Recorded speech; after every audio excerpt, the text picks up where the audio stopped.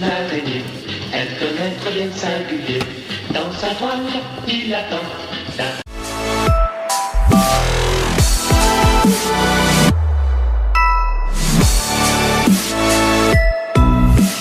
Salut les gens, c'est Likra ou Yannick Scott sur Instagram et on se retrouve aujourd'hui pour une nouvelle vidéo critique cinéma sur, je pense que vous l'avez deviné, le nouveau Spider-Man Homecoming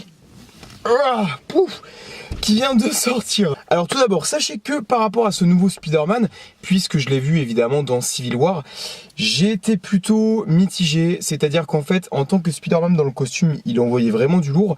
Par contre, en tant que Peter Parker, j'avais vraiment du mal, du fait déjà de son âge, puisqu'il est jeune, il a 15 ans. Donc j'avais vraiment du mal et c'était un changement assez un petit peu déroutant, sachant que moi les The Amazing Spider-Man c'était vraiment mes préférés, donc du coup forcément j'aurais préféré voir Andrew Garfield garder le costume. Mais bon, comme vous le savez dans la vie on n'a pas forcément le choix. Du coup je vais vous délivrer mes impressions toujours sans spoiler sur ce nouveau Spider-Man. Quel est mon avis sur ce reboot? Je vais vous le dire tout de suite. Alors déjà je dois vous avouer que je suis quand même assez mitigé sur le film. C'est-à-dire que c'est un film sympa, mais c'est vraiment pas le film qui m'a tenu en haleine. Alors déjà, j'en attendais pas énormément, au contraire de The Amazing Spider-Man, notamment le 2, où j'avais une très grosse attente.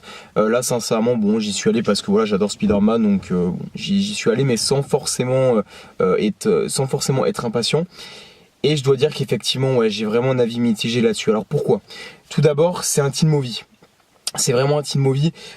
Déjà, l'ambiance forcément est jeune. C'est un film en fait qui va beaucoup plus correspondre aux jeunes. Ça se voit vraiment, que ce soit dans le scénario, que ce soit dans la manière dont le film a été construit. C'est un teen movie. Alors après, est-ce que c'est un défaut? Pas forcément. Mais c'est vrai que moi, étant quand même un gros fan de Spider-Man, le film m'a un petit peu déçu quand même. Voilà, c'est pas ce que j'attendais. En fait, ce Spider-Man là est sympa, c'est-à-dire qu'en fait il y a des bons éléments, faut pas tout jeter, hein. Comme je dis, il y a des bons éléments, d'autres qui sont moins bons. Le truc en fait c'est que l'idée est plutôt bonne, le fait d'avoir un jeune Spider-Man, voilà, il est au lycée, il a 15 ans, 16 ans, c'est un gamin, donc du coup je pense que la volonté des studios c'est de grandir avec au fur et à mesure en fait de faire les films, et le fait qu'il soit aussi sous la coupe de Tony Stark qui est son mentor, qui lui fournit le costume, etc. C'est une dimension qui est assez intéressante en fait à explorer et qui est pas trop mal aussi, que j'aime bien d'ailleurs. Le traitement du personnage, voilà, de ce point de vue là, c'est une bonne idée. Après, du coup, le problème c'est que le film, pour moi, perd énormément en émotion. Voilà, c'est un film qui va être drôle, et encore, bon, il y a quelques scènes quand même où j'ai ri, mais quand même moins que dans The Amazing Spider-Man 2 et moins que dans d'autres films également. Mais c'est un film quand même drôle, mais bon, il reste enfantin. Voilà, il reste enfantin. Et en fait, au niveau du personnage de Peter Parker, même la saga de Sam Raimi, que j'adorais aussi, même si, comme je vous l'ai dit, ma préférée, ça reste les The Amazing Spider-Man, je m'identifiais plus, en tout cas, au personnage de Peter Parker avant. Après, je pense que c'est une question d'âge aussi. C'est-à-dire que mon âge va correspondre, entre guillemets, un peu plus à celui d'Andrew Garfield ou de Tobey Maguire, qui était dans les films, parce que du coup c'était assez mature quand même. C'est-à-dire que même s'il était au lycée ou alors à la fac, pour notamment Tobey Maguire, le Peter Parker de Sam Raimi, mais que ce soit au niveau des relations avec Mary Jane ou avec Gwen Stacy dans The Amazing Spider-Man 1 et 2, forcément moi j'ai beaucoup plus m'identifier, parce que c'est des choses qui appartiennent, on va dire, au monde des adultes, contrairement à celui-ci où vraiment là on est dans un monde enfantin. Voilà, c'est comme si je revoyais en fait la période du collège ou du lycée, quoi. Donc du coup c'est un contraste assez déroutant, et au niveau du film il y a beaucoup moins d'émotions. Sincèrement, j'ai trouvé que de ce point de vue là, contrairement aux The Amazing Spider-Man 1 ou 2 où on avait des scènes vraiment quand même fortes au niveau de l'émotion, là le film n'en dégage pas, ou très peu. Alors je dois dire que la troisième partie du film, la dernière, est vraiment bien. Elle relève un petit peu le niveau des deux premières parties, notamment avec un passage, alors forcément je vais pas spoiler, mais dans la voiture. Ceux qui ont vu le film comprendront, il y avait vraiment une tension palpable, et je trouve que Tom Holland joue vraiment bien à partir de cette troisième partie où justement il doit être un petit peu plus sérieux, parce que bon, faire le con, voilà, il le fait quand même très bien, mais c'est vraiment à partir de la troisième partie que son jeu d'acteur, prend vraiment de l'élan. Au niveau des scènes d'action, l'action, bon, est pas trop mal, il y a des scènes d'action sympas, le tisseur se déplace vraiment de manière assez fluide. Après, c'est vrai qu'au niveau des mouvements, il y avait déjà eu une grande amélioration avec les The Amazing. Avec Captain America Civil War, j'ai trouvé que les déplacements de Spider-Man étaient, voire même peut-être encore un tout légèrement mieux que ceux de The Amazing Spider-Man. Dans le film, forcément ça suit un petit peu son cours, même si du fait qu'on l'ait vu la première fois je pense dans The Captain America Civil War et qu'on était en plein dans l'action, forcément ces déplacements etc ont eu un rendu un peu plus je trouve un peu plus meilleur, un peu meilleur, voilà. Le costume personnellement moi je le trouve bien, je le trouve assez sympa, et puis en fait les différentes fonctionnalités et le fait que ce costume soit amené par Stark, alors c'est ça le problème en fait, c'est que du coup ce film pour moi c'est pas vraiment le vrai Spider-Man, en fait on sent vraiment trop la patte Disney, du coup en fait pour moi ce Spider-Man là en fait je le prends pas vraiment pour un Spider-Man, je le prends pour un Spider-Man sympa qui va faire partie des Avengers, donc voilà c'est le gamin qui va faire partie des Avengers, donc ça vraiment une nuance et puis un contraste entre justement les adultes et ce gamin qui va faire des vannes et qui forcément n'a pas encore non plus la maturité que ses futurs coéquipiers. C'est ça que je regrette, c'est qu'en fait j'ai pas retrouvé le Spider-Man que je voulais voir. Après celui-ci c'est clair que l'univers de Spider-Man est un petit peu dénaturé. Il y a quand même pas mal de de références, d'accord, mais voilà, c'est pas, il y a eu un gros détachement par rapport à ça. Après, c'est une direction artistique qui a été prise, c'est une direction scénaristique qui a été prise aussi. C'est la direction qu'ont voulu prendre les studios, la réalisation, pardon, tout ça. Donc là, le meilleur ami de Peter Parker, comme vous l'avez vu dans la bande-annonce, c'est Ned, donc un gars un petit peu fort. Et sincèrement. Là pour le coup la bande-annonce est largement mieux que le film parce que ce personnage moi il m'a insupporté tout au long du film. Sincèrement il est vraiment lourd, il est vraiment lourdingue. Alors parfois quand il est un petit peu sérieux ça va, mais j'ai trouvé cet humour et puis ce personnage en fait sa personnalité vraiment très très lourdingue. Et là sincèrement du début à la fin franchement il est relou quoi.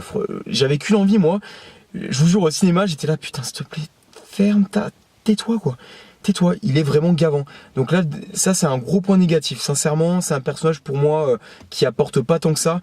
Après, s'il avait été un petit peu moins lourd, je pense que ça aurait été sympa parce que dans l'idée, ça peut être un personnage intéressant, mais il était vraiment trop lourdingue, quoi. Il était vraiment trop lourdingue. Ce que je reproche également à ce film, c'est au niveau, en fait, c'est tout le côté psychologie qui est justement pour moi absent du film. Le gros problème du film, c'est qu'il n'amène pas énormément d'émotions. Il y a peut-être une scène ou deux qui sont un petit peu bons, mais c'est pas un film qui va vraiment te transmettre quelque chose de puissant, qui va te transmettre des émotions, comme personnellement l'a pu faire The Amazing Spider-Man 1 et surtout le 2, qui était vraiment très puissant émotionnellement parlant. Donc là c'était un petit peu le souci. Et même au niveau des relations, au niveau de la relation de Tante May et Peter, je la trouve banale quoi. On n'a pas cette relation qu'on avait pu avoir aussi dans les deux précédentes sagas. On sent pas le vrai lien, on sent pas l'inquiétude vraiment de sa tante qui l'élève tout seul. Je trouve que ça a été un petit peu trop oublié, un petit peu trop coupé. Alors ouais, il y a certaines scènes où effectivement, on va la voir un petit peu en peur, affolée, etc. Mais pour moi, voilà, ça manque vraiment clairement de profondeur au niveau des relations et au niveau de l'émotion. C'est vraiment le gros point négatif de ce film. Il m'a rien transmis. Il m'a vraiment rien transmis. Il y a eu une scène, comme j'ai dit, celle dans la voiture, qui apporte énormément de tension, qui était pour le coup vraiment merveilleusement bien jouée par les deux acteurs. Donc Tom Holland, qui a fait quand même du bon boulot, et Michael Keaton, qui est très très bon. Et je vous recommande d'ailleurs de regarder le film Birdman parce qu'il est vraiment excellent. Mais ça ne dégage pas d'émotion. Au niveau du méchant, donc le vautour, joué par Michael Keaton, qui d'ailleurs très très bon. Le personnage, c'est un personnage quand même assez banal. Ses motivations sont certes très compréhensibles, mais je trouve que c'est très très vite expédié. Dès le départ, dès le début, c'est très vite expédié. Sincèrement, je trouvais que ça manquait légèrement quand même de profondeur. Si les motivations du méchant en fait lui permet de garder un côté un petit peu humain qui va faire en fait qu'on va se mettre à la place de ce personnage et qu'on va le comprendre d'un certain point de vue. J'ai trouvé que ses motivations étaient assez classiques, même si après tout ça marche.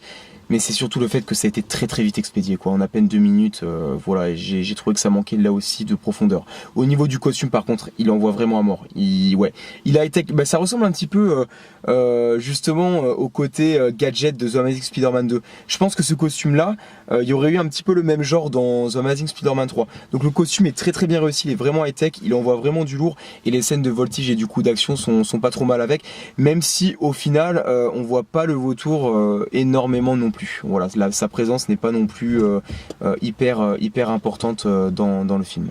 Pour résumer, parce que c'est vrai que là, comme ça, en parlant de manière improvisée sans script, c'est pas facile de se souvenir de tous les détails du film. Donc peut-être qu'encore une fois, je vais passer à côté de certaines choses. J'arrive même plus à parler de certaines choses que j'aurais dû dire en vidéo. Mais bon, là pour le moment, rien ne me vient à l'esprit. J'ai beau réfléchir, rien d'autre ne me vient à l'esprit. Donc du coup, je pense qu'on va s'arrêter là. Pour moi, c'est le moins bon Spider-Man. Même s'il y a des bonnes choses, même si on retrouve Tony Stark, l'univers des Avengers et tout, que c'est assez cool, ça reste pour moi en tout cas en tant que personnage de Spider-Man le moins bon, tout confondu. Sur ce, je préfère retourner voir les anciens, notamment les The Amazing Spider-Man. N'hésitez pas à me dire en commentaire si la vidéo vous a plu, n'hésitez pas à me dire ce que vous avez pensé du film, sans spoiler s'il vous plaît pour les gens qui vont regarder la vidéo, puisque là le film vient quand même tout juste de sortir récemment, donc autant ne pas spoiler, ce serait quand même cool et respectueux envers les gens qui veulent regarder la vidéo mais qui ne veulent pas se faire spoiler, c'est quand même le but. N'hésitez pas à mettre un petit pouce bleu et à partager la vidéo. Je la refais. Ouais, je la refais. N'hésitez pas à mettre un pouce bleu, il est vraiment temps de finir la vidéo. N'hésitez pas à mettre un pouce bleu ou à partager la vidéo si jamais elle vous a plu. N'hésitez pas à mettre un pouce rouge si jamais la vidéo ne vous a plu, hein, ça arrive, il n'y a aucun problème là-dessus. Bien entendu, toutes critiques constructives sont les bienvenues dans les commentaires, qu'elles soient positives ou négatives, il n'y a aucun problème du moment, encore une fois, que ce soit constructif et qu'on puisse échanger. Voilà, bien entendu, toutes critiques constructives sont les bienvenues dans les commentaires, qu'elles soient positives ou négatives, il n'y a aucun problème du moment, encore une fois, que ce soit constructif et qu'on puisse échanger. Voilà, sur ce, moi je m'en vais, j'ai des sangs à sauver. J'ai des gens à sauver, mais je pense que je vais d'abord me sauver moi-même, ou mon orthographe en tout cas, ma prononciation, parce que là ça va plus du tout. Salut tout le monde, je vous souhaite à tous une très bonne soirée, ciao ciao. Un film qui va correspondre beaucoup plus au... Alors c'est un film qui va correspondre beaucoup plus au... Alors c'est un film qui correspond... C'est un film qui correspond...